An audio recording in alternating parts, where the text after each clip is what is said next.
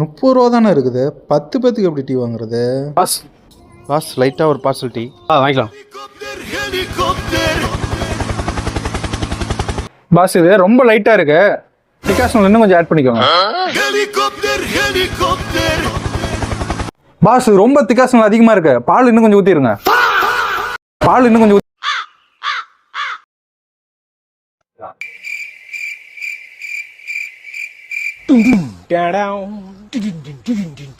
இதுக்கு மேல போடணும்னா உங்களுக்கு 2 பார்சல் தான் போடணும். இதே 30 ரூபாய்க்கு மேல இருக்குது. ரெண்டையும் பார்த்துட்டு சக்கரை அதிகமாக போடுமா, சக்கரை அதிகமாக போட்டாட்டி சக்கரை அதிகமாக இருக்குது, கொஞ்சம் பால் ஊற்ற.